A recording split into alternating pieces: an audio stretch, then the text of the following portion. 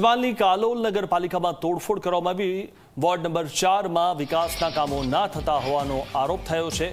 ગટર ખોદ્યા બાદ તેનું સમારકામ ન કરતા લોકો રોષે ભરાયા છે। 2 મહિનાથી દૂષિત પાણી અને સફાઈ ન થતી હોવાથી લોકો રોષે ભરાયા છે। છેલ્લા 1 વર્ષથી લેખિત રજૂઆત બાદ પણ કામ ન કરતા હોવાનો લોકો આરોપ કરી રહ્યા છે। ચીફ ઓફિસરની કેબિન અને પાલિકા પ્રમુખની કેબિન તોડી નાખવામાં આવી। તાત્કાલિક કામગીરી નહીં થાય તો આંદોલનની ચીમકી પણ ઉચ્ચારવામાં આવી છે।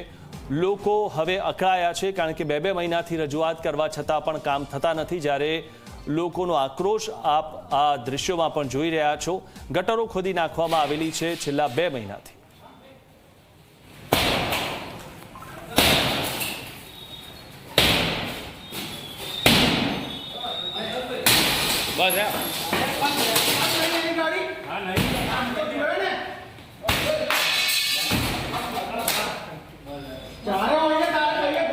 તો લોકોનો જે આક્રોશ છે તે ચરમસીમાએ જોઈ રહ્યા છો કારણ કે જે ઓફિસો છે તેમાં તોડફોડ કરવામાં આવી છે। ગટર ખોદ્યા બાદ તેનું સમારકામ ન થતા લોકો રોષે ભરાયા છે કારણ કે જાડી ચામડીના જે અધિકારીઓ છે તે કોઈની વાત સાંભળવા તૈયાર નથી। 2 મહિનાથી લોકો રજૂઆત કરી રહ્યા છે પરંતુ જાડી ચામડીના જે અધિકારીઓ છે તેઓ પોતાની એસી કેબિનમાંથી બહાર નીકળતા નથી। લોકોને શું મુશ્કેલી પડે છે તેનાથી તેઓ અજાણ હોય તે રીતે કામ કરતા હોય છે અને આંખ કાન બંધ કરીને બેઠા હોય છે। ત્યારે આ વિશે વધુ માહિતી મેળવી અમારા સંવાદદાતા જયેન્દ્ર પાસેથી। જયેન્દ્ર, જે રીતે 2 મહિનાથી લોકો ફરિયાદ કરી રહ્યા છે પરંતુ જાડી ચામડીના જે અધિકારીઓ છે તેમના કાને વાત પહોંચતી નથી।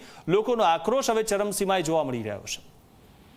બિલકુલ મિથુન, જે પ્રમાણે દ્રશ્યોની અંદર જોઈ રહ્યા છે તે લોકો જે છે ખૂબ જ આક્રોશિત છે। કાલોલ નગરપાલિકાના જે વોર્ડ નંબર 4 છે તેના આ નગરજનો છે અને છેલ્લા ઘણા સમયથી નગરપાલિકા કાલોલની જો વાત કરીએ તો તેનો વહીવટ ખૂબ જ કથળેલી પરિસ્થિતિમાં છે અને તમામ વોર્ડની અંદર મોટાભાગના વોર્ડની અંદર જે પ્રાથમિક સુવિધાઓ છે તેના અભાવથી લઈ અને જે રોજિંદી સમસ્યાઓ છે તે નડતી હોય છે।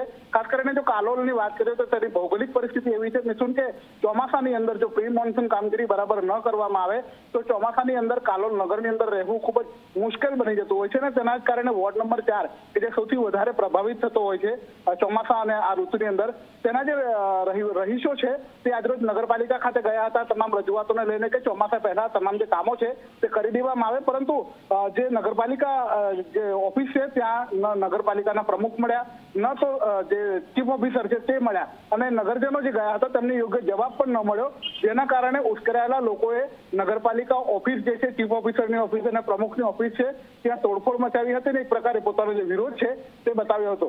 મિથુન જી આભાર જયેન્દ્ર માહિતી આપવા બદલ। તો લોકો જે આ તોડફોડ કરી રહ્યા છે આ લોકો પર કાર્યવાહી થશે પણ જે ચીફ ઓફિસરો છે કાં તો જે અધિકારીઓ છે જેઓ કામ નથી કરતા તેમને કોઈ જ સસ્પેન્ડ નહીં કરે।